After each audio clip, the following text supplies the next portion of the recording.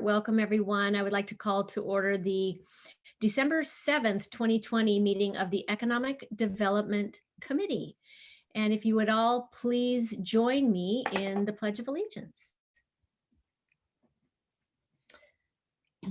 I pledge allegiance to the flag of the United States of America and to the republic for which it stands, to the republic one nation, under God, indivisible, with liberty and justice for all. Justice for all.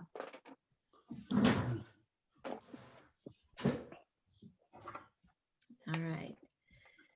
Great. Could I now get a roll call, please? Yes. Chair Campbell. Here. Vice Chair Houghton. Here. Councilmember Detoy. Here. Commissioner Peterson. here. All are present. All right, great. Thank you, Melanie. Now we're at the point of the first opportunity for public comments this evening. I just want to clarify with our staff that at these meetings, we have two opportunities for public comment, correct? One right now and one towards the end of the meeting. Is that right? Right, Christy? There are two opportunities, one right now. There's another at the end of the stakeholder group item, which is agenda item 7. Great. Thank you for that. So for anybody listening, I apologize. I feel like I just stuck a porcupine in my eye here. We will have our first opportunity for public comment. So if you really want to weigh in tonight on anything, make sure that you do so at one of those two opportunities. And with that, I will go ahead and look at our panel of participants and see if we have any hands up. And staff, correct me if I'm wrong, there are two ways to participate in public comment. One would be to raise your virtual hand if you have logged into our Zoom call this evening. And we will, if you open up the panelist and participants box, you can press in the lower right-hand corner, raise hand. And if you are on a phone line, you will press *6. Is that right? *9 raises your hand virtually, and then *6 unmutes yourself. Okay, great. *9 raises your hand and *6 will be when you can unmute yourself. All right, I see one hand raised, and so I will start with Laura Pena. Hi, can you hear me? Yes, we can hear you, Laura. Hi, I want to thank the committee members and staff for the opportunity to provide feedback and perspective regarding our community. As business owners, we are facing extremely challenging times with the new shutdown restrictions imposed by our state and local county officials. And it should not even be on the table that we can be allowed to shut down businesses through no fault of their own without financial support. Business owner Angela Marsden, who candidly expressed her disbelief and horror that it is possible for a movie set to provide outdoor dining right next to her shuttered dining space, which she invested her life savings. It is this indifference that I wanted our city to pay special attention to, so we do not commit the same mistakes within our business community. On the agenda this evening is the exploration of making the expanded outdoor dining decks permanent. I want to start off by saying that I support these new decks in our downtown. Before the recent shutdown, I feel like it was a good starting point in which it gave the community a chance to experience a more lively and vibrant downtown. Not only was it the right decision, but given that restaurants had to close indoor dining, it may have been the only chance for some of our restaurants to stay afloat.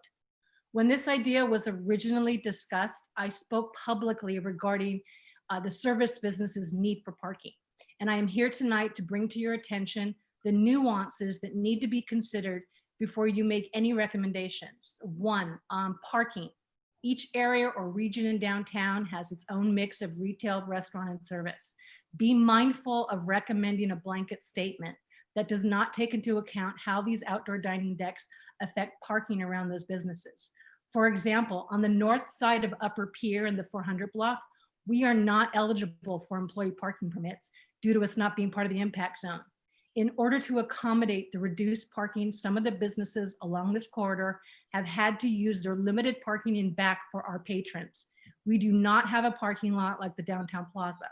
Although we are allowed to use the community center parking, before the pandemic, Fridays were really difficult because the parking lot was usually full due to the farmer's market. If you decide to recommend these decks should be permanent, please consider the additional spaces left be assigned to the remaining businesses, especially parking in front of those businesses. 2, open spaces. For those restaurants who don't open for service until dinner hours, sometimes 5 or later, what is to be made of these empty spaces during the day? Consideration needs to be made for allowing these areas to be open for public use. Other items to consider are cleaning and trash disposal. We do not want to try and solve a problem while creating another. And third, the expanded street space. We also need to consider the impact of January's implementation of widening the outdoor space on Pier and Hermosa. I think being mindful of the effect of traffic is crucial for our community. Let's use the feedback we receive from these changes to help guide the direction of our dining decks. As I stated previously, I fully support our restaurants and their dining decks, but making them permanent should be carefully examined within each area to ensure we are creating a harmonious and enriching experience for all. Thank you. I muted myself. Thank you, Laura. Just reminding anybody speaking that we have a 3-minute public, well, it should be visible 3-minute timer for public speaking. Appreciate your input tonight, Laura. And I do not see any other raised. Yes, I do. John, I'm guessing that's John David. Are you with us? Yes, yes, I am. Sorry about that. All right. I didn't That's mute. okay. We can hear you. I was giving somebody else a shot, so it wouldn't be the John and Laura show this time. But anyhow, I just wanted to, well, first I want to start off and just thank Ken and staff. It's unrelated to what I want to talk about, but I think they've been great. I know it's been really hard on them. So I just want to make a public statement that I really appreciate what they're doing, what the city's doing. And I appreciate that whoever came up with this topic even came up with it, because I think, you know, I'm all in support for outdoor dining. You know, I think the residents love it. The restaurants thrive from it. And it's completely congruent with, you know, a small coastal town in Southern California that has a Mediterranean climate year round. So I just think it's great. I'm in full support of it. I do think there are some issues that need to be discussed. So I think you guys already know that. I just wanted to kind of share my thoughts on it. The benefits that I see are that it's going to create this increasingly vibrant, you know, downtown. You know, it just, you drive by down Pier Avenue or Hermosa Avenue and you see people there, you just want to stop. So it creates a vibrancy. It's placemaking for the greater good, including, you know, residents that are more on the peripheral and also visitors. So I think it's amazing to do that. I just think hopefully it's going to actually create a busier Hermosa that actually turns into revenue for the business, for the city. So, you know, I really am supportive for those benefits. I do see 2 issues, major issues, is parking issues, particularly in Upper Pier, which is what I'm most familiar with. You know, a lot of the businesses moved out of areas to Upper Pier because there was parking there. And without a lot, and if you take all those parkettes and you move them to the streets, it does create future issues. I'm sure we can work around them. I just think it needs to be discussed. And then the other issue is dead space, or dead time, shall I say. I know, like, say, Rockefeller, you know, they take up a lot of space. I'm fully in support of it. But they are, you know, they don't really open till 5 o'clock. They're usually done by 8 or 9. So there's a lot of parkings that's taken up. So I would like to have open for discussion the idea of the public also having access to those spaces, you know, when the restaurants aren't open. So I don't know how that's done, but I just wanted to kind of suggest that's one of our talking points. How is my time? I think that's it. So I just want to thank. I'm in total support of it. I just want to thank you guys for bringing this up. Thank you, John. Appreciate your input on that. I see Ron Newman is on the line and has his hand up. Ron, are you there? Yes, I came on late, so That's I okay. guess you're discussing the benefits of the parkettes. No, Ron, this is general public comment for anything on the agenda. We have public comment at the beginning and public comment towards the end. So you can comment Oh, I on see. any Okay. part of the agenda. Yeah, and I just heard the last couple people. I just wanted to mention that for us as a city in the future, uh, having outside dining where people can shop, walk, uh, uh, be outside eating, as far as along with planning and everything else for Hermosa to kind of be the city that you want to visit. Kind of, it's no different than Europe is with all the outside patios and all the rest. That's what really made it. And as far as parking, uh, during the day, first of all, there's plenty of parking. It's not that busy during the day. Uh, Secondly, between Uber and bikes and walking and everything else, we can always look for something that might be wrong, but the benefits of the feel of the outside uh, seems to be what really has been working. When we had the outside patios, the business was much busier during the day with the food and the drinks. So if we want to move forward going into the future, I think it's very important. That's it. Thank you. Hello? Yeah.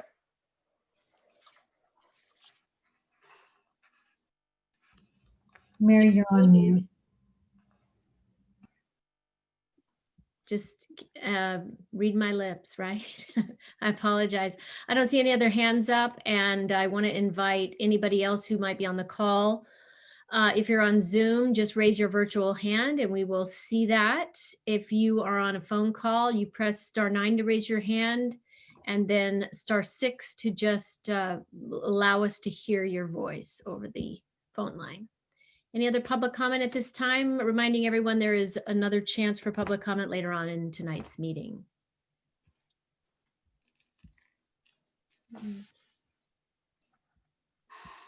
Okay, just giving it one more pause for anyone who's trying to unmute themselves. I don't see anybody else with their hand up and I don't hear anyone else. So I will go ahead and close public comment for this portion of our meeting and we'll move on to agenda item number 5, which is, let me get my other thing. Agenda item number 5 is approval of the minutes of our November 2nd meeting. So I will look to my colleagues to see if they have any questions and or motion to approve.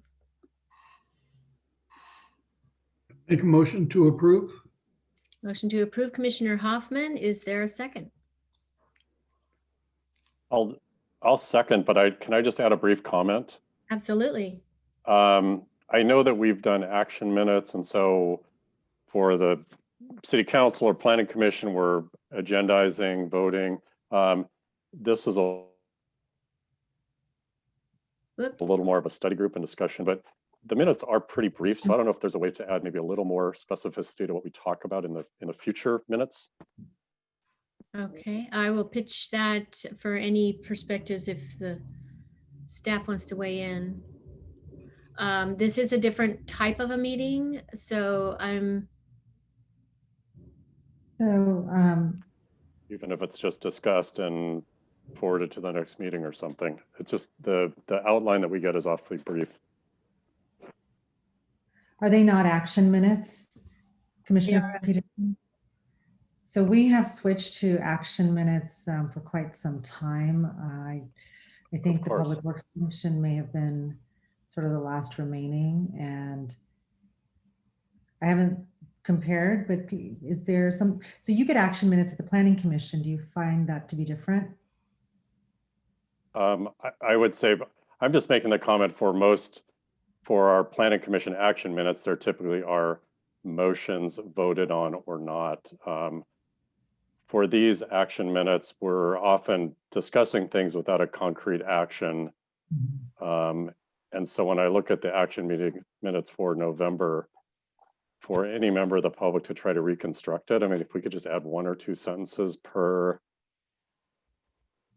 item, and I think in the future that would be helpful. I'm not asking to change this one, obviously, but I'm just wondering for the future. So item 7A, explore formation of a downtown bid. That's it. Was there, if there was 1 or 2 sentences there that might be helpful for the standpoint of transparency to the public, that might add to the process. I think certainly we can maybe add a line or two. What I don't want the team to do is, and I know what you mean by reconstruct it, but the links to the meetings are available. Folks can rewatch it. It's not an issue of transparency here. There are ways for people to watch it on their own time if they're not able to make it. Our minutes are not to obviate the need to actually participate in the meeting and get what people need to get out of it.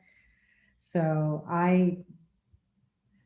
we can see what we can do without adding a lot of work to our folks, but the goal is really just to give snapshots and then have the link to the meeting. Okay, that's fine. I'm just offering that perspective, and feel free to do what we will with it. But otherwise, I would intend to support the approval of these minutes. Okay, so I'll take that as a second for the approval, Commissioner Peterson. Okay, and I'll just take this opportunity.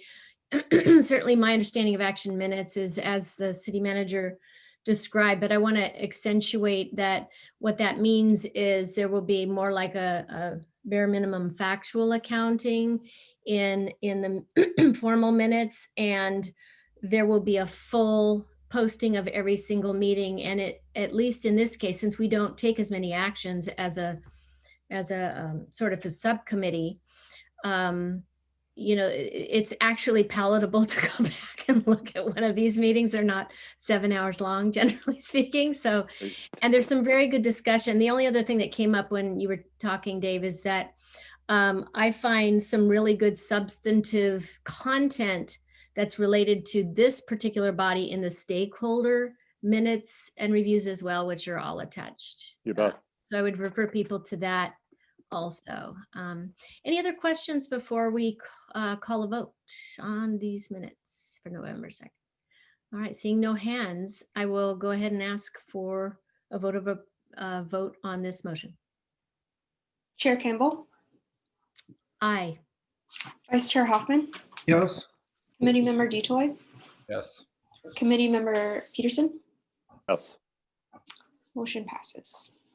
All right, minutes are approved from our last meeting, and we're moving on to number 6. I will pass the baton to Christy Teague to lead this item. So, good evening.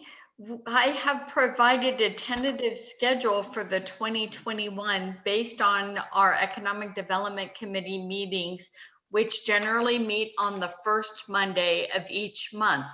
And what's nice about that is the first week, the Planning Commission and the City Council generally don't meet. In this case, 2 of the months are the first of the month, the first Monday is a holiday. And so I proposed alternate dates for 1 week later. However, those dates are the day before a city council meeting for our council members on the committee. So I recommend either, for instance, the July meeting would be held on July 5th, which is the observed holiday for Independence Day. I recommend either the following Monday, July 12th, or perhaps the next day, Tuesday, July 6th. That would not create a situation with 2 meetings in a week. Similar situation in September. September 6th is the Labor Day holiday. I recommended on the schedule the following Monday. However, the next night is the city council meeting. So an alternate is on the next day, Tuesday, September 7th. So we could either postpone them 1 week or postpone them 1 day, which would be the day after the holiday in the July and September cases. So I'd like to hear your preference, and then we will finalize the calendar for next year. All right, I will look to my colleagues here and see if they have any input on these dates for the coming year. Yes, Mayor Pro Tem. Thank you. I'm good with either manner. Pretty indifferent with it. The only thing in September, moving to the Tuesday after Labor Day is Rosh Hashanah. So I don't know if that impacts anyone as well. Good catch. I think generally speaking, if I could, I'd prefer to do the following Monday as opposed to the Tuesdays, since those are almost always some other meeting. And for me, sometimes a work obligation. I'm fine with that. It has been nice to have these Economic Development Committee meetings, even though we haven't had extensive history yet, to have them on a different date than the week of the council. It kind of depends on the council meeting, how much is going on, but those Monday, Tuesday can be pretty wild and crazy with last minute information flying back and forth. So other than that, I don't have any known conflicts. Anybody else want to, Dave, do you have any one way or another? No, I mean, I reviewed the schedule that Christy laid out. I thought it was fine. So I think it's more up to the council members. Okay. Christy, so do you suggest, could you summarize any of the changes you might be, once again, that you might be recommending? Yes, so it sounds as though the recommended tentative schedule works for everybody. So the only difference would be on the July and the September meetings.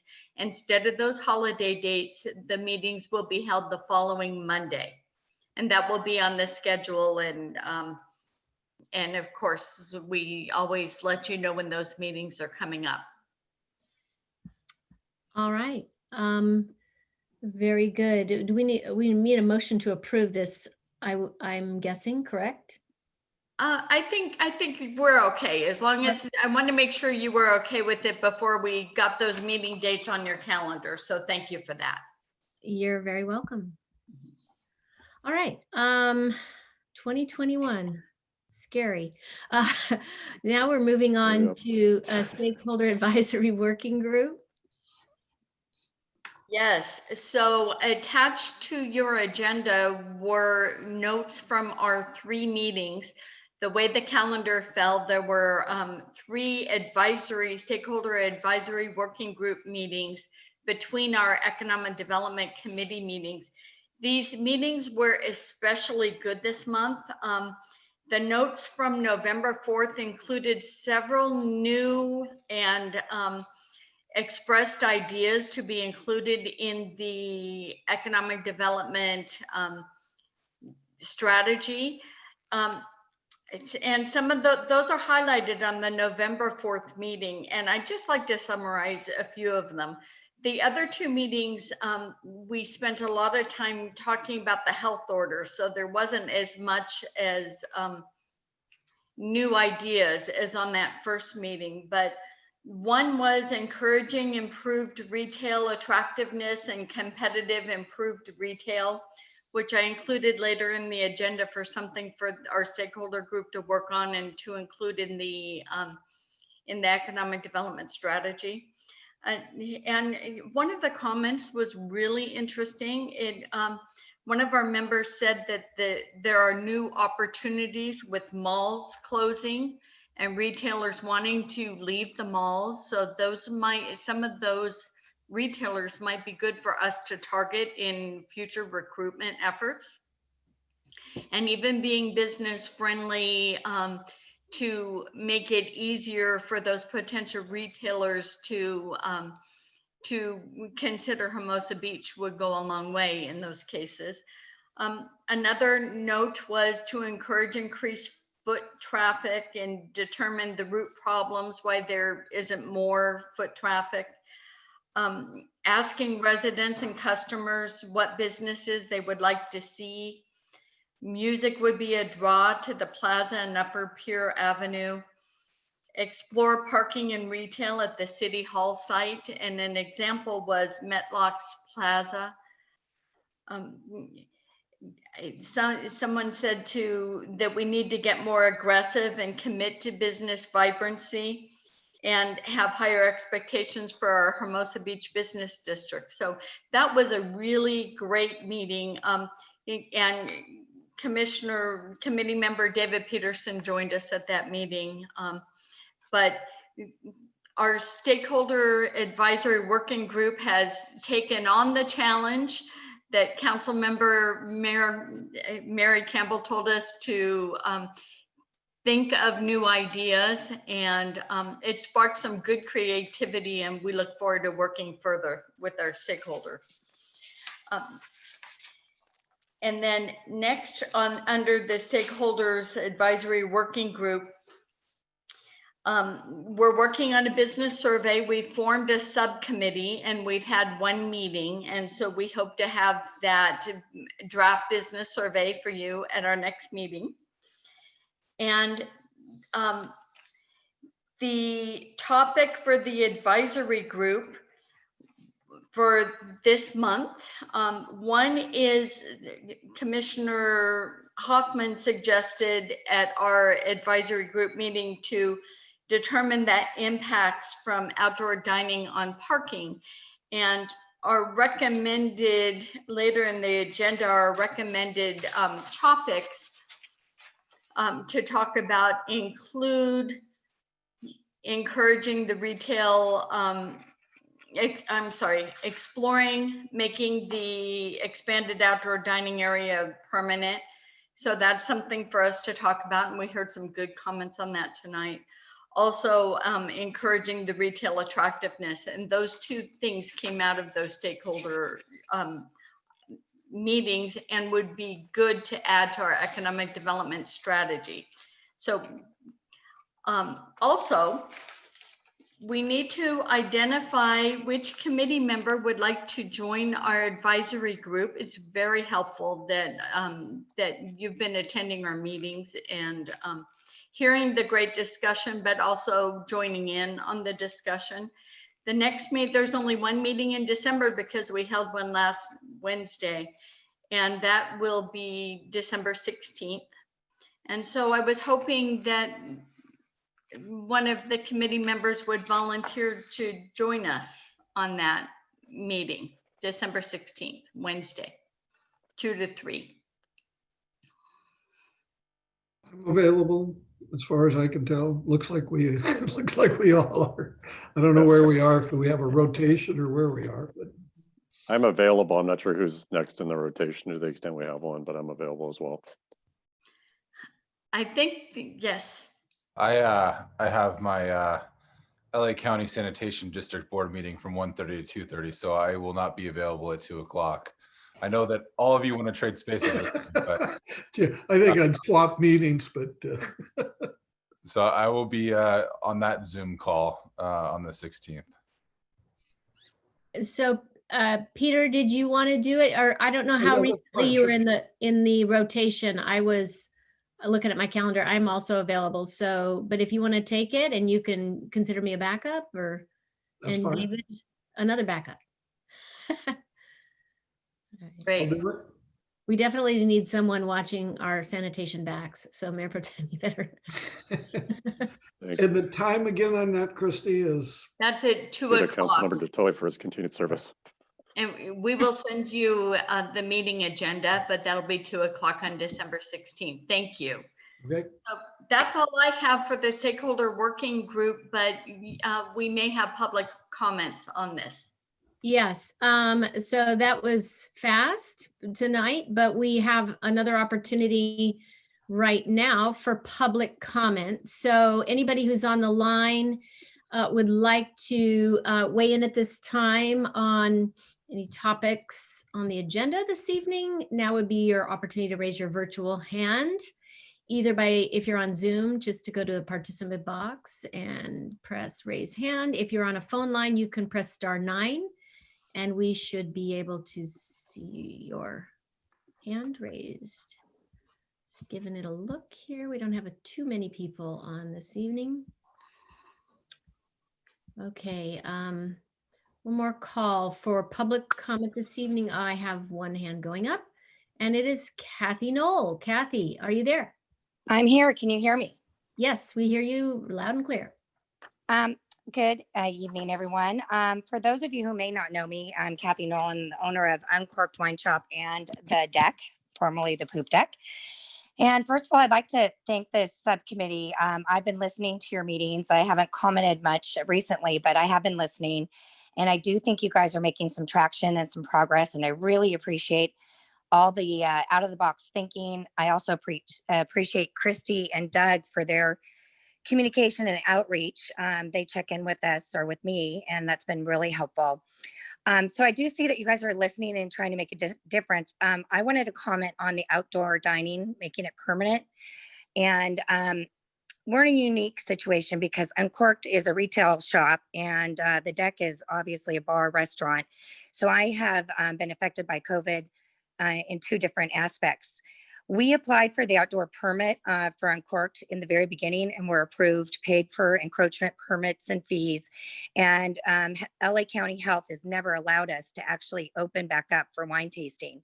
So this has been a huge hit for us as far as a piece of revenue of our business. And it's something that we paid, a large licensing fee when we first bought our business to be able to do wine tasting. So obviously it's affected us since it's been almost all year that we haven't been able to make that sort of revenue. As far as the bar is been concerned, we've been in limited capacity. We've only been at 15%. Our numbers are off by 80%. We are barely surviving. So we need as much help as possible. And we're going to need these outdoor dining parklets and opportunities throughout next year for sure, and hopefully permanently to make up the lost revenue over this past year. I had a couple ideas, and I know I had run this by Kenton last summer. It would have been very impactful and helpful if we could have had a couple tables on the Strand in front of our business at The Deck, or if we could have had outdoor dining decks on the beach. We have our own beaches. We own our beaches. We have a lot of open space there. This could have been a huge game changer going into the winter if we could have made up some of that revenue over the summer. And it also could be a huge game changer for Hermosa Beach. Can you imagine the draw that we could get over all the other beach cities if we actually had dining on the beach? So it's something I just would like to suggest and encourage you guys to keep thinking outside the box on different ways that we can make up for all of our lost revenue so that these businesses can survive. A couple other comments I would like to make on other items. Last meeting, you guys talked a little bit about this bid. I helped form the Downtown Business Association with Lori Ford and Dennis Jarvis. And this bid conversation has been going on for a couple years. We are definitely in favor of hearing more options and learning more about how to put a bid together. As a result of COVID, we all understand that we work better together, we're more impactful together, and we really need some help uniting all of our sectors, the salons, the services, the bars, the restaurants, and retail. I also think that for the future of downtown, it's really imperative that we keep the ground floor zoned for retail or restaurant space and not office space. And hopefully we can continue to put these ordinances into action.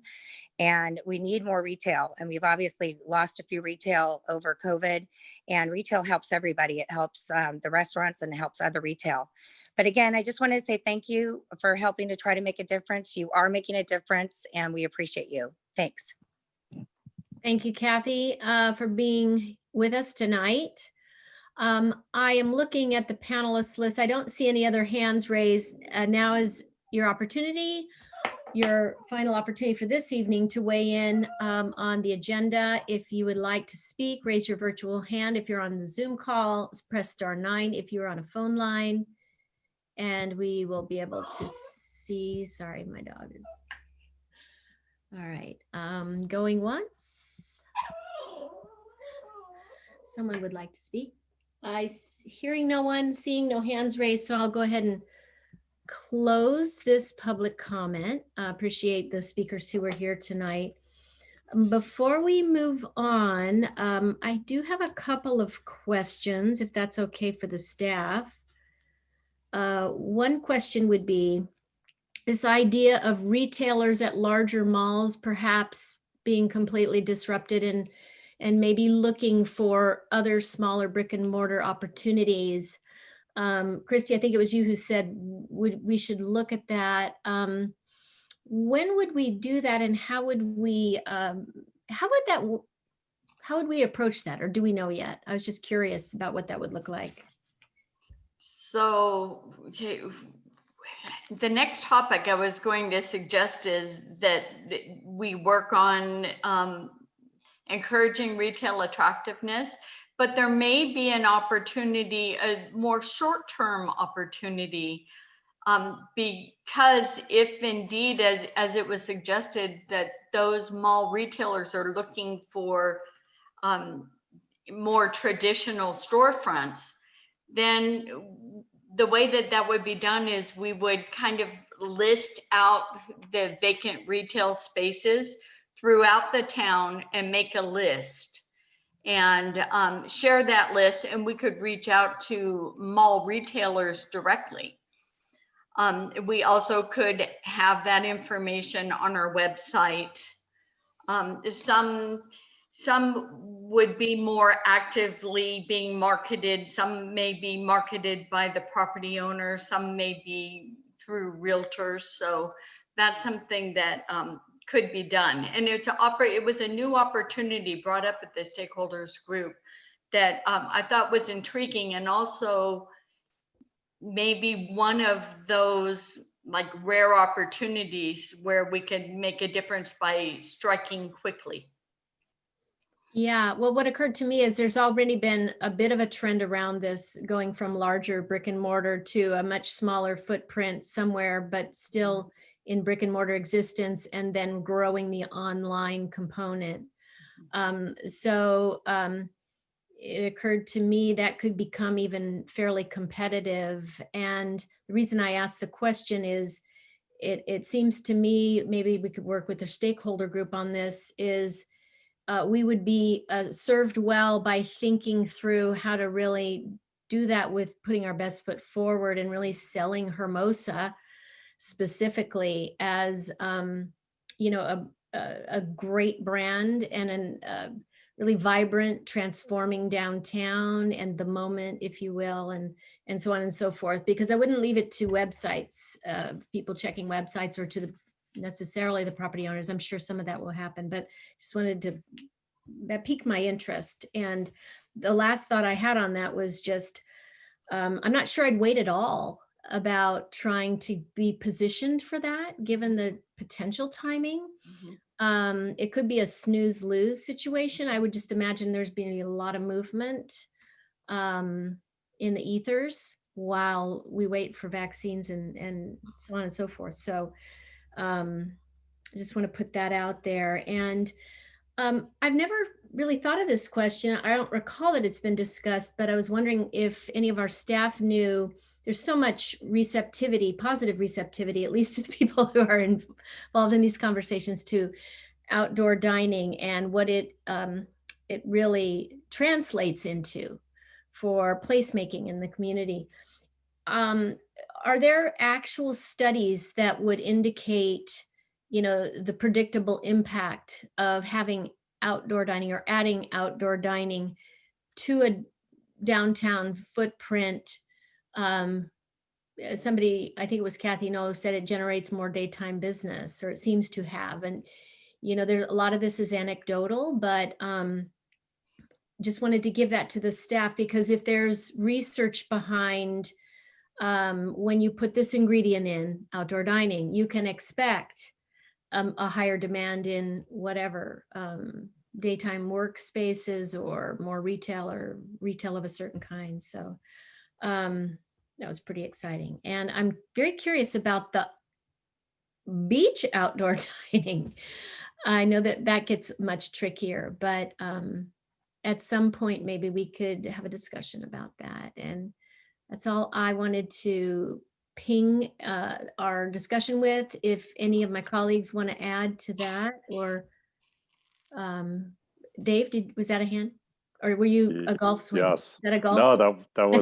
that was a hand blending into the ryegrass there.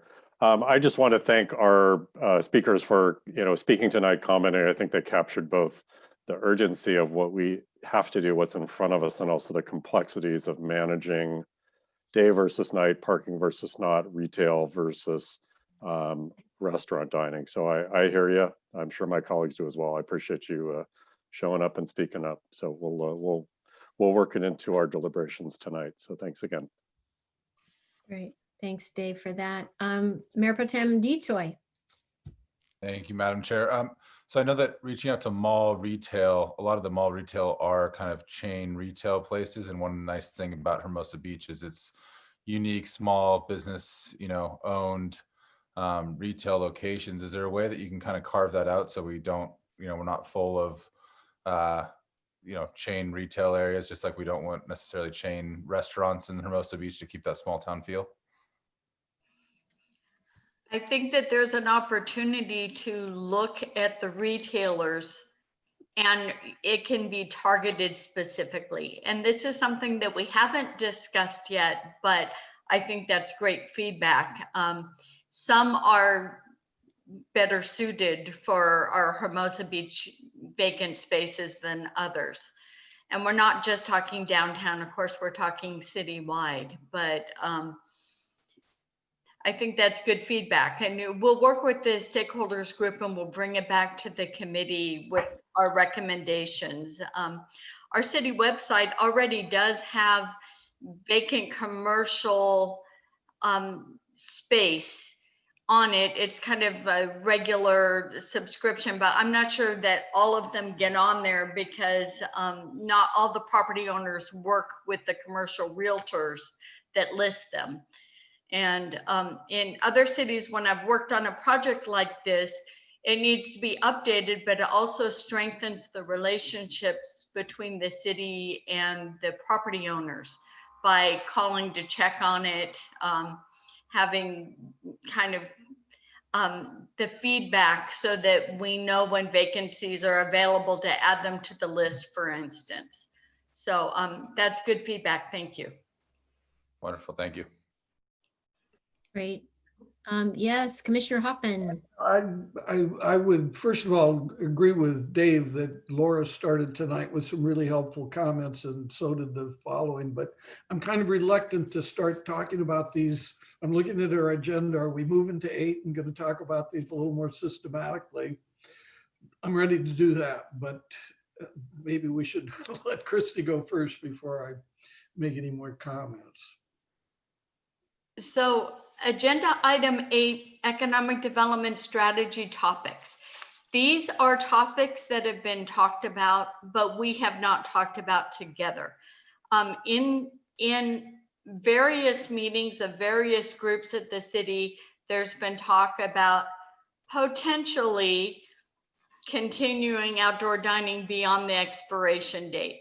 But we haven't talked about what that looks like, how that would be. We haven't even had the direction, the council hasn't told us to do that. So we don't want to get ahead of, of what we're directed to do. However, since it's talked about and brought up, we thought that we'd add it to the agenda tonight to see if this is something that should be worked on, and eventually the topics from the Economic Development Committee are recommended to the City Council. And but we need to work on it first. And some of the topics that came up today, day versus night, area one, district by district, all those are very good and should be included in any discussion before we move forward on it. So this just has popped up because it's come up in our meetings. I do not want to give the impression that we're pushing this at this time, but I know that even some of our committee members have said, yes, this is something we'd like to pursue in the future. It does definitely fit with our downtown vibrancy. That is one of our goals. So it might be worth exploring, and maybe we'll be poised and ready when the emergency order ends for a modified version. Maybe not so routinely approved. Maybe we need to look at them a little more specifically on a case-by-case basis, but it definitely has added to the life in all our business districts.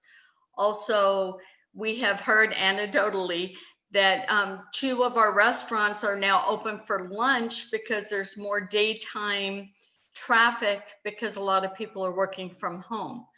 And we've heard that some people their restaurant receipts are actually higher than they were before the outdoor dining and the restrictions were enacted. So if you agree, then we can explore these 2 topics with our stakeholder group and with our committee, and add them to our economic development strategy, and perhaps add them to our work program. Thoughts? Yes, Commissioner Hoffman.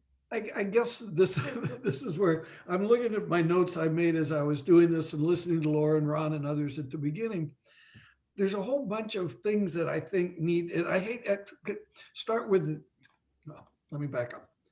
I think we need to be careful on this committee in particular when we're talking about something like this. Are we talking about it today, December, or are we talking about it 6 months from now when, God willing, we'll have a vaccine, things will start changing?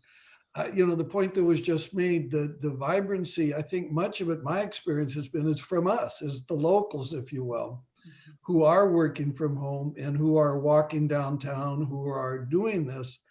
And the idea that there's no impact on the parking, well, it doesn't matter to me, right? I've never parked on Pier Avenue, so of course it doesn't matter.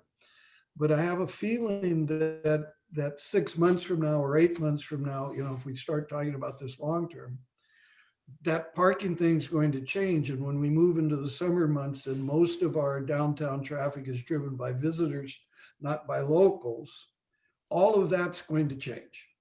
I think a second thing that we haven't talked about much is the role of alcohol. It's interesting that we heard from the wine tasting, you know, and so forth. What is going to be, that a lot of these businesses, take away the COVID situation again, will tell you that whether we like it or not, alcohol sales are a critical part of their bottom line.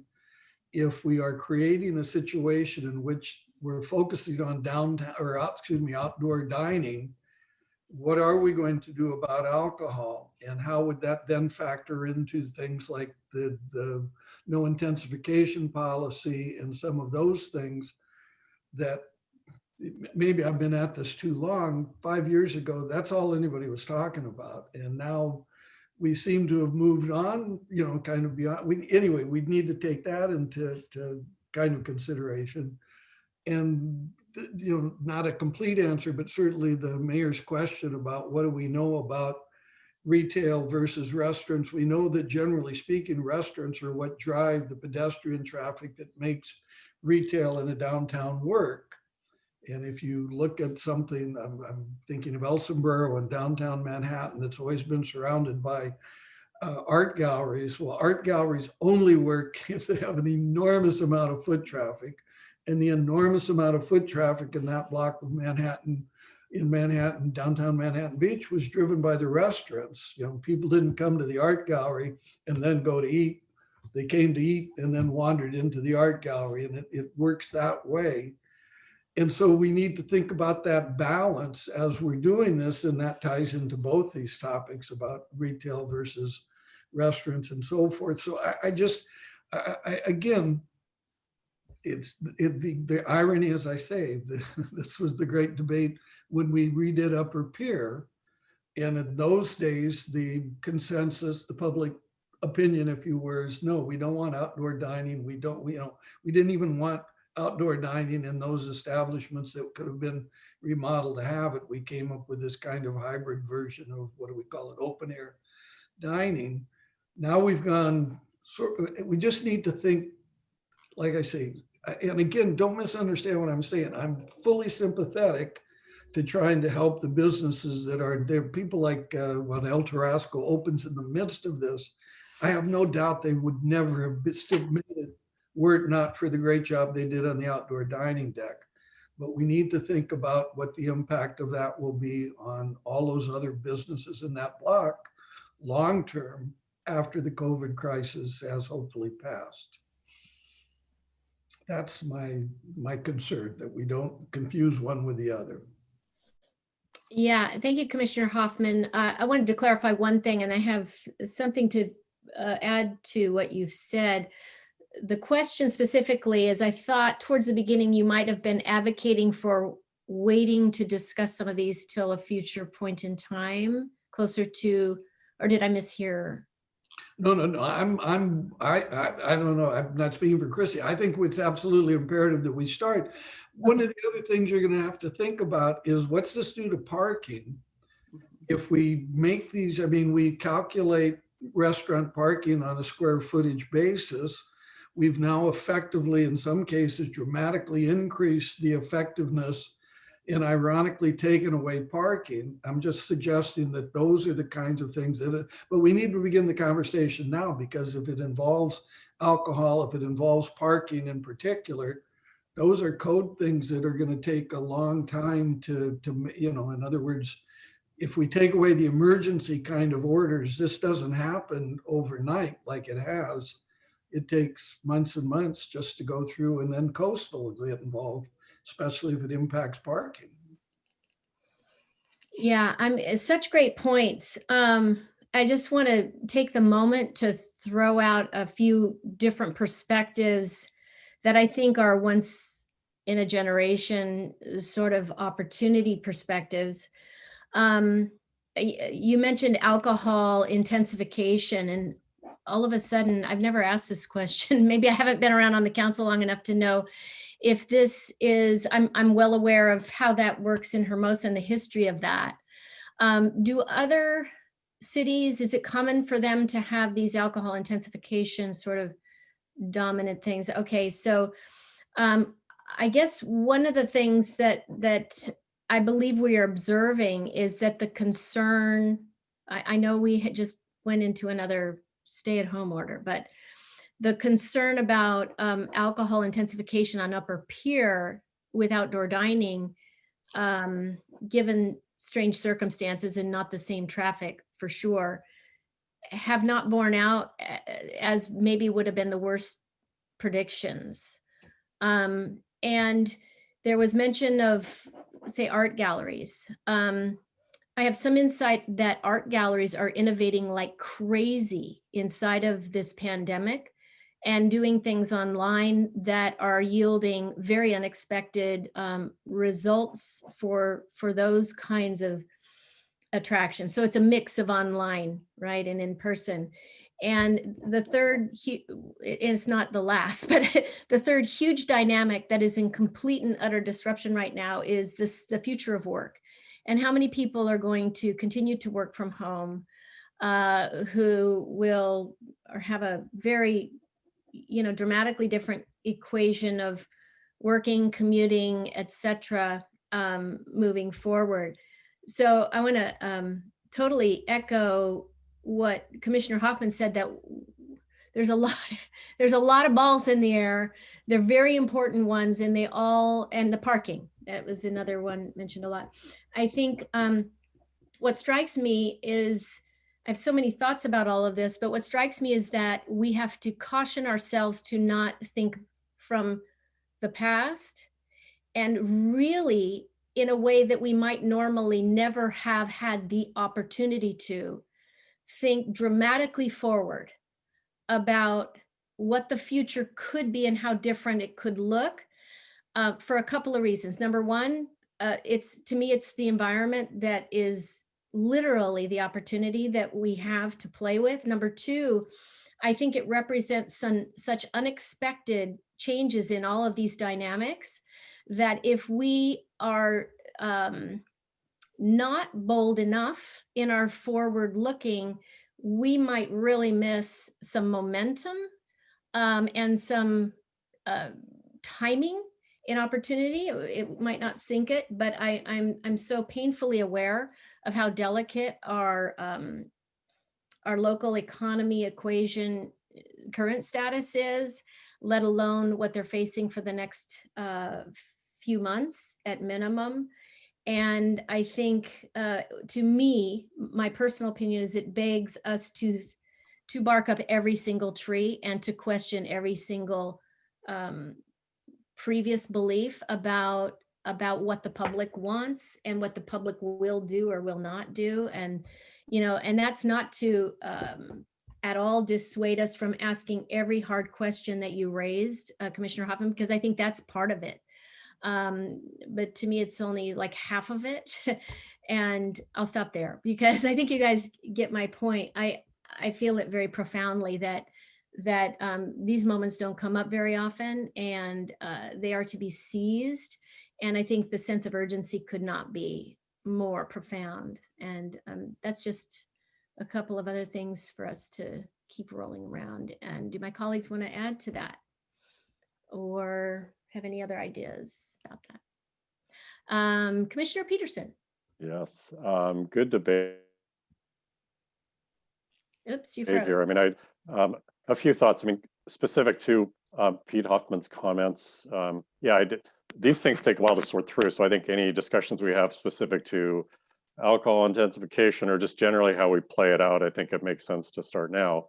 I think that we need to learn the right lessons, and as we've talked about, the future of work and how we commute, et cetera, could change. It seems like a prudent policy. When I hear quote unquote permanent, I think what would make sense would be for us to have it, semi-permanent through maybe, whenever we feel we're sort of back to normal, plus maybe 6 months to see how it plays out, because we know that there's going to be a period where there's more vaccination, hopefully increased economic activity or return to normal, and hopefully some more supportive economic policy, let's say from the new administration specific to stimulus. So I think when we get to through this summer, things are going to look different, and then kind of see how things adjust. I was intrigued by the comments, and I like them because I've said them before, from I think it was maybe John David, in terms of maximizing space, having community space, or having daytime utilization of restaurant space. I think one of the keys to placemaking or having vibrant downtowns is that there's just space to be. And when you look at, for example, Java Man, and it's a very small data sample, but there's public space in front of there. You can buy from Java Man or not. You can bring food from somewhere else. You can just sit. I think it would be intriguing to, during the day, have space that we could, use a little more flexibly, as well as maybe have dining space that, could be fluid between some of the places, during weekday nights, maybe assign it during, Friday, Saturday, especially. Mostly I'm thinking about upper pier. I know lower pier is a little different animal. So, but I would just think open-minded in terms of that way. So if there are people that have,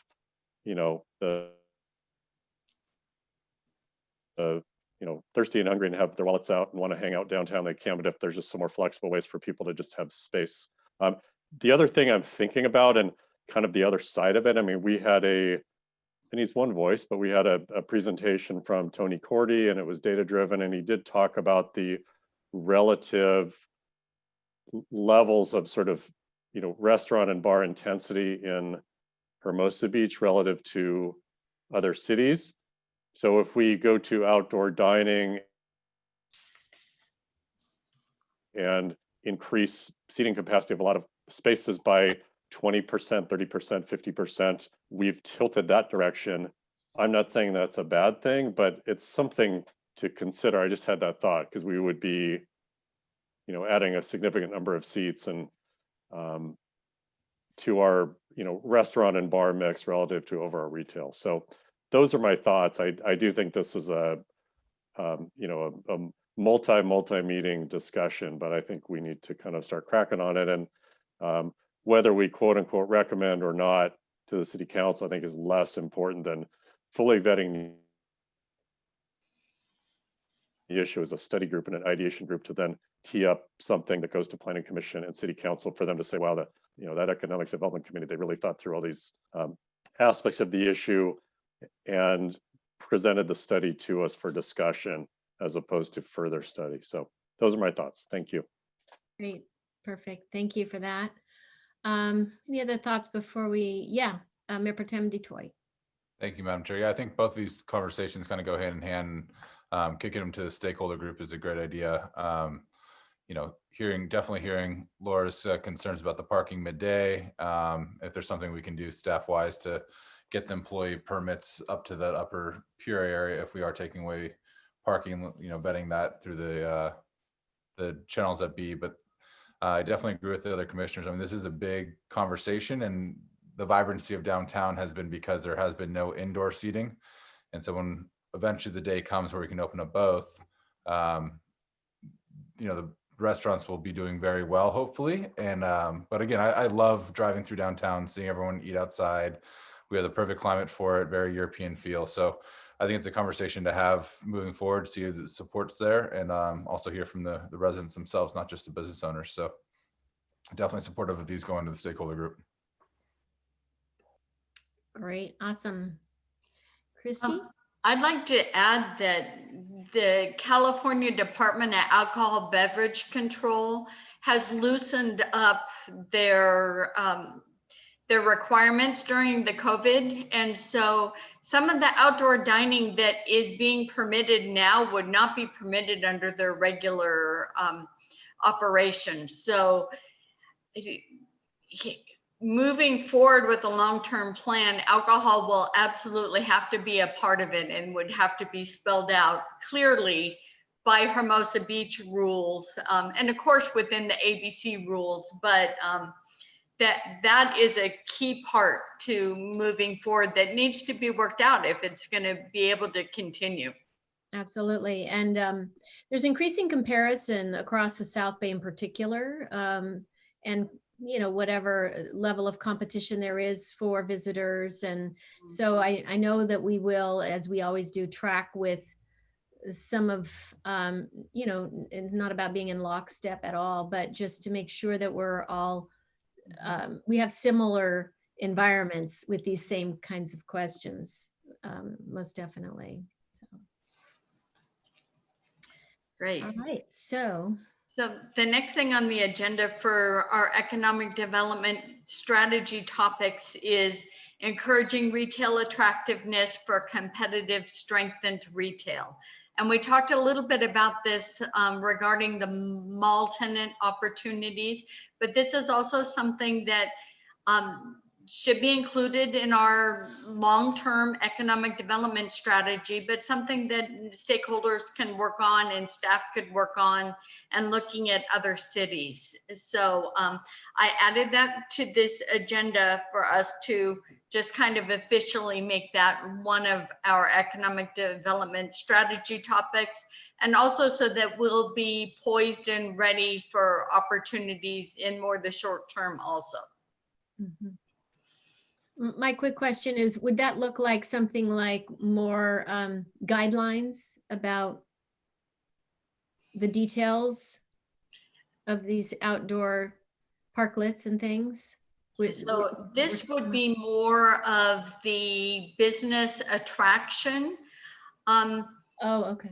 In the unfortunate case that there may be some vacancies after this whole pandemic economic recession that we're in, then it's more of an economic development outreach to be retail and restaurant and tenant ready to help facilitate those vacancies. Got it. So I see it more as kind of a multi-pronged strategy, including the city's website, thinking through positive outreach. Our stakeholders have suggested that for retail attraction, for instance, that the city attend one of the conferences on surfwear, for instance, and active apparel, kind of targeted outreach. We're a small city with limited resources. However, with a targeted approach, we may be able to get a lot of bang for the buck, and it may make it easier for the property owners and the real estate brokers to make those deals. Got it. Any questions, Christine, on that? All right, seeing none, I think we can move forward. Christy, I guess this is going to be Leanne up next.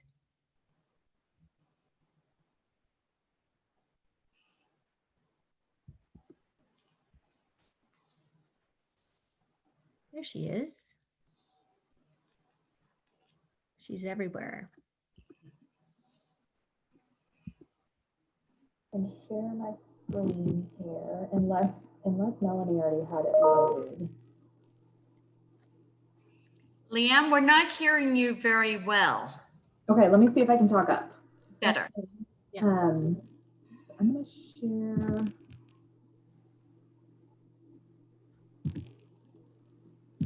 Slides here for the evening. Can everyone see the slides? Yes. Okay, fantastic. This is just a quick update on some of our business recovery initiatives. I'll be brief this evening. Again, we put together this presentation as kind of a running tabulation of the resources that are available to our businesses, the latest on the health orders and where we're at and what metrics are being used, and then some of the initiatives that we've been taking on locally to support our businesses through all of this. So I'm going to skip through a number of them this evening, but I'll start with 9. So the financial resources and relief, I know with the latest round of public health orders and additional closures directed, there have been a number of new grant programs that have been made available, or tax incentives at the state level. We still haven't seen anything at the federal level come through, but the Keep LA County Dining program is one that has become available. I know that's going to be that is specific to the restaurants, but that's one that is, I believe, going to be very competitive. I believe it was supposed to close on Sunday, and of course the level of interest actually crashed the site over the weekend, and so it reopened this morning, and I believe will be open through tomorrow. And then it's the Main Street Incentive Program. Are you guys able to see my screen? Leanne, we're still seeing the title slide. I don't know if you have it. Yeah, I just came up with a note that says screen sharing is paused. Oh, okay.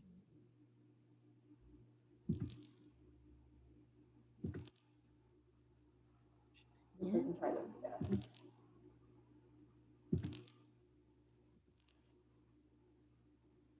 How about now? All right, now we're seeing financial resources and relief. Fantastic. So there are a number of programs that have been made available, tax incentives, and we're trying to keep our best tabs on all of the different programs. I know we were talking this afternoon with our team about the Great Plates Delivered program, which is another program that matches up meal services with restaurants. I believe that one is supposed to end tomorrow, but we were looking at whether or not that might be extended and if that's an opportunity for our businesses to participate in. In terms of the renter and tenant protections, there was an additional urgency ordinance passed by the council at your last meeting that provided some additional protections for commercial tenants that related to evictions prior to if they are being evicted for the purposes of construction and renovation, that building permits need to be in hand prior to serving that eviction notice. So we're continuing as we hear about different challenges, as new challenges come up, we're continuing to evolve our ordinances and our protections that are available for our businesses. I'm going to skip a couple of these here. the keeping track of where we are on different recovery frameworks has certainly been a challenge throughout all of this, with different metrics being used at different times for reopening and for directing new closures. What we're currently operating under, a couple of weeks ago, the county put together a framework that noted that once the county reached past a 5-day average of 4,000 new cases per day, that outdoor dining would be closed. And once the county reached past 4,500 new cases per day for a 5-day average, that there would be additional safer at home restrictions put in place. I think as of today, our current daily count is about 8,800 for the 5-day average. So we've not only gone past that, but we're almost double where we were a couple of weeks ago. And then at the statewide level, there were restrictions put in place based on ICU capacity, so hospitalizations and ICU capacity. And the Southern California region, which includes all the way through, I think, San Luis Obispo County and Mono County to the north of us, but essentially the entire Southern California region dipped below that 15% ICU capacity. We went from 20% one day to, I believe, 13%, and the latest down to 10%. And I don't know that I've seen today's update, but again, the cases have gone from, when we were looking at the 4-tiered system of the widespread, substantial, moderate, we were aiming to get below 7 cases per 100,000 residents per day, and we were right there. I think we got to like 7.0 or 7.1, very close.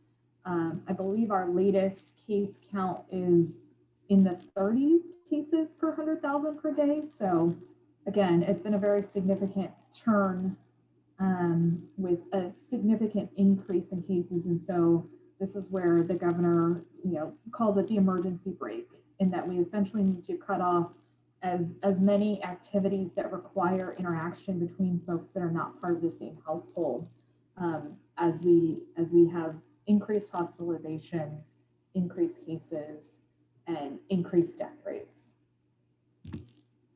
So the regional stay-at-home order that was implemented, it went into effect as of midnight last night. I won't dive through all of these in significant detail, but it does create additional restrictions. It has provided at least a little bit of a level playing field on the retail side. I know the earlier safer at home order closed all what they deem non-essential retail, while we're allowing larger retail stores that also serve groceries or food to remain open. At this point, they are now both limited in capacity to 20%, but both remain open. The hotels and lodging has gone back to booking for essential trips only. And I believe there's even some measures in there that require, for those that are traveling out of state, to have a booking for at least the minimum amount of the quarantine period.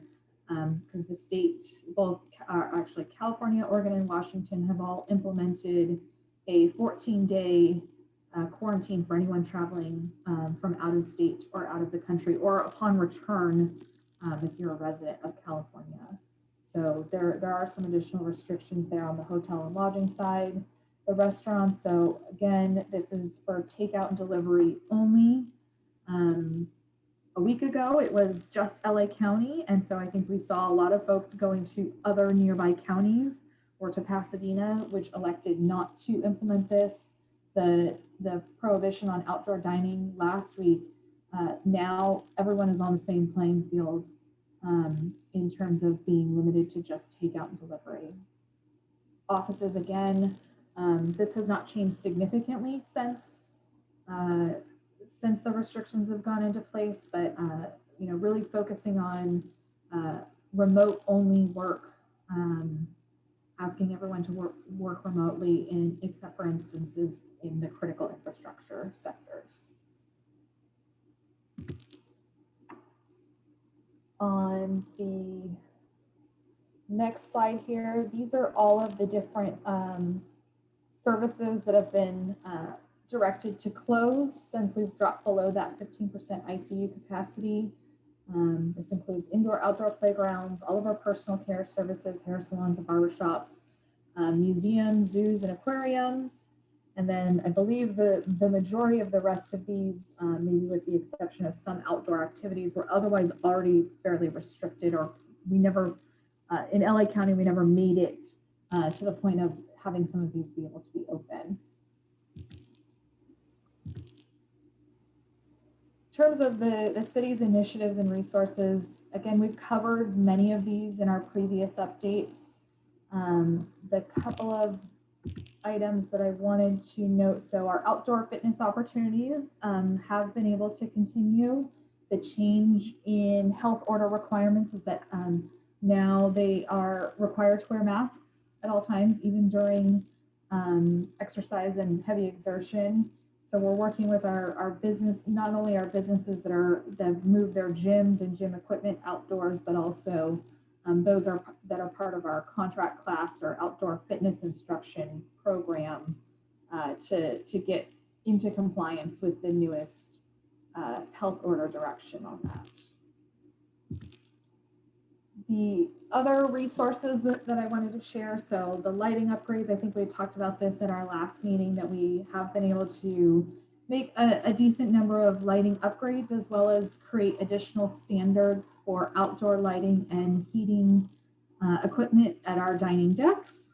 And then at the last council meeting, we had an item that unfortunately fell into just the wrong timing in terms of, I think we put the item together, just a couple of days before the announcement related to ceasing outdoor dining.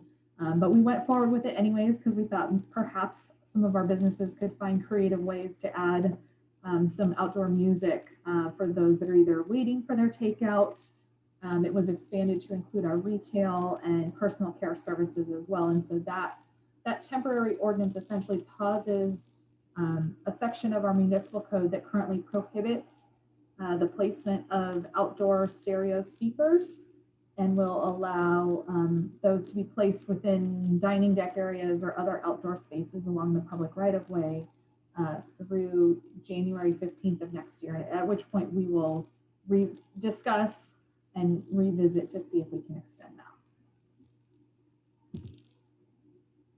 Talk briefly about the Safe in the South Bay program. This is continuing on with the Beach Cities Health District in partnership with all the local chambers of commerce. So they held the Dine Out Week, and we're looking at perhaps when we're able to resume outdoor dining, doing something similar another week, perhaps early next year. The idea of like a wellness week to kick off the new year has also been brought up. So we're looking at that, and we've got something close to, I believe, 40 or 48 businesses in Hermosa Beach that have taken this pledge to follow all of the public health protocols. They get a badge with the Safe in the South Bay seal to put in their window as they're done. And then the Beach Cities Health District has been doing ongoing promotions of businesses that have taken the pledge. I believe they've taken at least one, if not a couple of ads out in the local newspapers highlighting all of the businesses that have participated in the Safe in the South Bay program.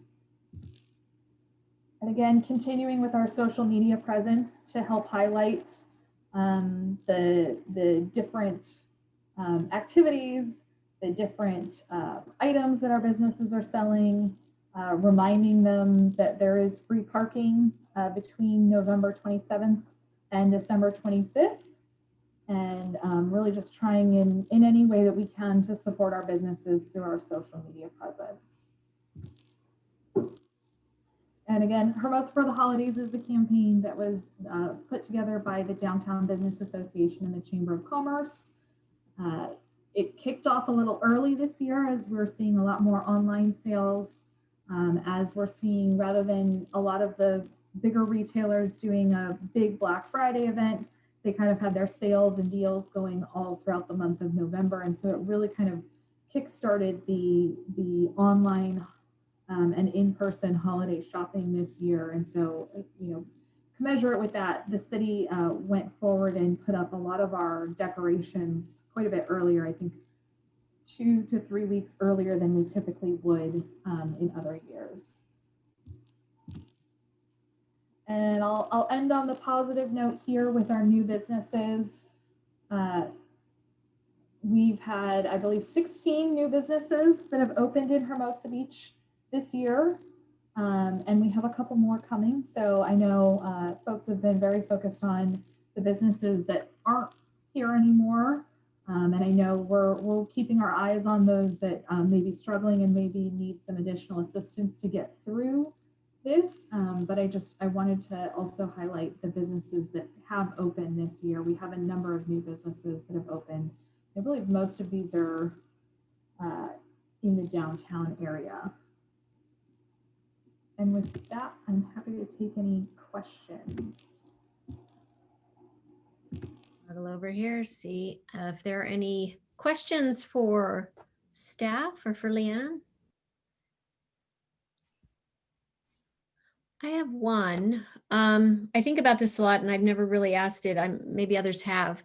Has there been any discussion at all about the possibility of retaining the holiday lighting on Hermosa Avenue in lieu of, the electrical requirements that have prevented better lighting in those areas? Sorry if I'm poking the lion on I'm that. gonna let Doug answer that one. I know it's been discussed. Oh, good. I'm not the only one. Yeah, I mean, we are looking into it. We'll be able to get some kind of rough ideas from our current vendor and then shop it around. But yeah, long term, we'll know more about infrastructure and logistics that would be required, as well as the budget. I'm hoping to get those answers this holiday season, and then we can take it from there. Yeah. It is one of the most stunning sights in all of the city, as it was last year, the first time we did it quite that way. And it could become kind of iconic if it were feasible, I guess we should say. So anything else?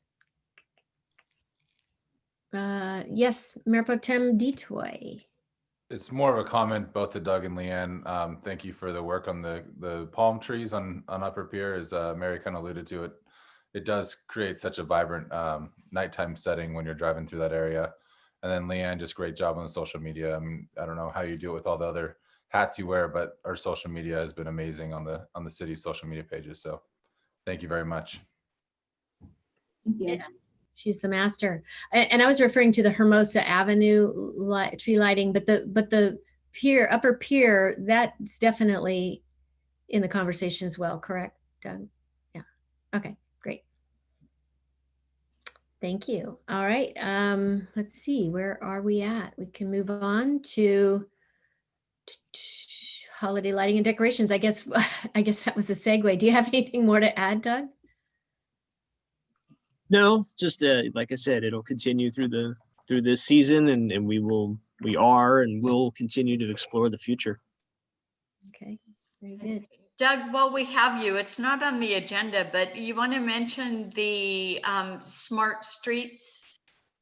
Right. So, yeah, you're all aware of our lane reconfiguration project, which we pushed to January, and it is still on schedule. Should start in early January. Weather permitting and any other hiccups, it should be done before the end of January. And we will be pretty soon starting to send out notices and put out electronic message boards to let everyone know that it's coming in the new year. Which isn't that far away. Oh, I know, right? I'm just struck in the moment by how much is going on. I mean, and this is it's actually a very big deal, this project, and an awful lot of work for our staff, especially Doug at the helm of this one. And it's, before you know it, we're gonna be seeing that manifest. So awesome. All right.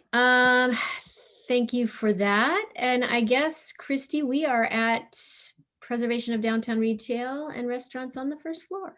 Yes, so this is a standing item on our agenda, but I wanted to let you know that we have entered the contract for the economic market study with economic planning systems. And we did a kickoff meeting last week. We're supplying data. They're requesting data, and that is a 6 to 8 week process. And as part of the conversation today, one thing that I'm going to ask them tomorrow is to kind of look into the mall retailer question while we're at it, because part of what we asked in our scope of work was to provide examples that maybe our surrounding cities are doing that we could be taking advantage of. And so they might have some insight and ways to kind of help facilitate that while we have the benefit of them working with us. So that's all I have to report on that tonight. All right, good. I'm just going to see if there's any questions about that item. Looking forward to hearing what they come up with. Thank you, Christy, for that update. And now we can move on to committee member announcements and or items for the next agenda.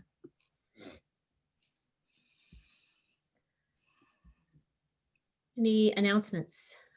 Yes, Mayor Pro Tem Detoy. Thank you, Madam Chair. It's more of a comment question.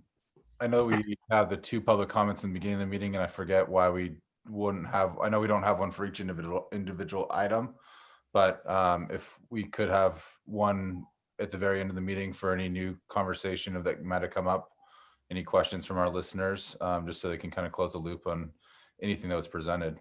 Maybe I'm just I want more pain since this isn't a 7-hour council meeting, and these are quicker hour-and-a-half meetings. So just wanted to see if there's any support for that or how that would go from there.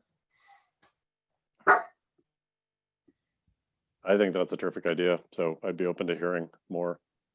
Yeah, especially specific to, future agenda items. I'm sorry, Commissioner Hoffman, did you? No, I was just agreeing. Yeah, I think it's a good idea at the end to close, maybe if there's anyone that's hung on that has a comment. Okay. Sorry, I just heard my garage door open up. So when I unmute, you might hear a dog barking. I had just a quick question for staff. I don't know if we would know anything, but there was a challenge by the Restaurant Association. I know that conditions have changed. I just didn't know if there was anything at all to say about that. If there's any update on that, is there no update on that? I noticed it didn't really come up this evening in comments, but. Or is it just kind of on ice and moot now that the health order has turned again to a stay at home? So we're expecting an update tomorrow, as I believe there was at least reported in the paper that the judge was to consider the Restaurant Association's appeal tomorrow. But it's interesting, so over the weekend we had these changes in the health order, so that we would expect that has some weight on the judge's considerations. But the open question left last week was requiring LA County to come back with data. So I'm waiting for tomorrow. I would think that we'd have some update tomorrow, right, or postponement of the consideration. Ken or others, do you know anything further on that?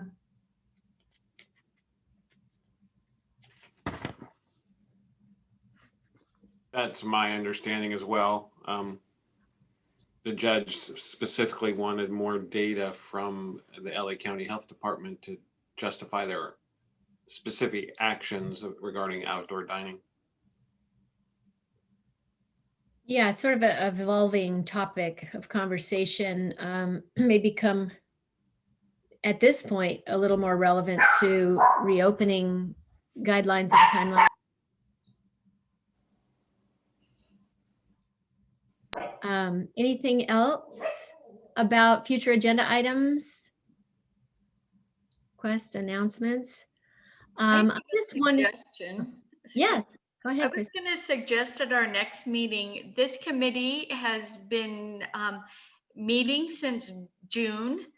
And so we have 6 months after today. And what I thought I would do at our January meeting is provide a summary from of our work from June to December and kind of a 2021 work program that's identified like what we're working on and working toward.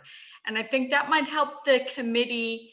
There might be something missing on that list that is important to the Economic Development Committee. And I think it'll show our progress because this committee was established as a 2-year committee. And so we want to take advantage of this time. So that's my recommendation for the next agenda. Christy, I think that's great because 6 months during a pandemic flies very strangely fast and slow at the same time. But a lot of it has been, it began with more like kind of a reactive energy. And thanks for the reminder that we have, a window here to especially to target as much progress as is possible. And it might be that my one agenda item wish list, just to kind of park in your brain for the right time, which I don't know exactly what that is, but at the last stakeholder meeting, Brian Dunn was talking, and I missed his full set of comments, but when I was logging on, he was talking about some very interesting ideas, I thought, with regard to things that I've thought about a lot that feel like special, unique opportunities for Hermosa Beach, and that is finding a way as we rethink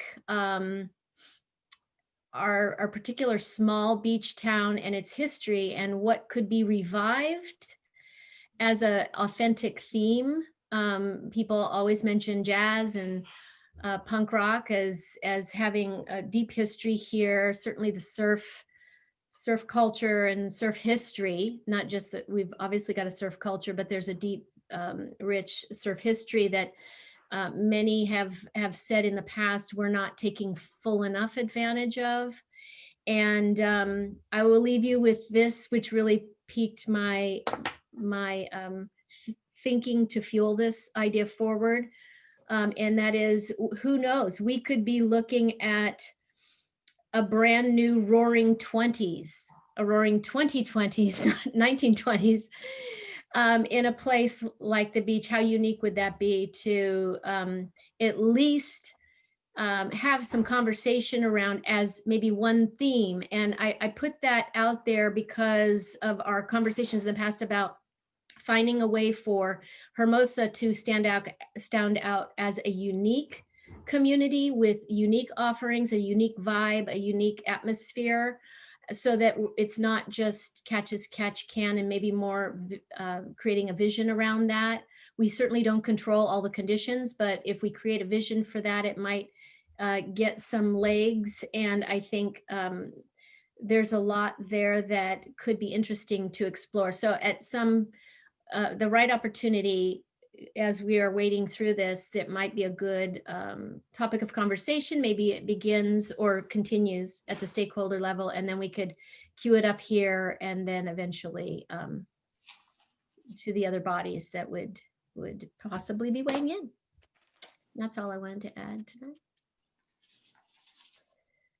So I see no other hands. So if we speak now or wait till the next meeting, I guess. I believe that is it. Correct me, Christy, if there's anything else that you need to add. That's it. Okay. All right. Well, I'll take this opportunity for all the economic development fans out there, all 16 of you, including us. Happy holidays. And since we won't see you till after the first of the year, hang in there, stay safe, keep the creative juices flowing, and to be continued, as they say. All right. With that, I will adjourn tonight's meeting to our next meeting, which is January 4th, which is Monday, 2021. Have a great night. Thank you. Be well. You too.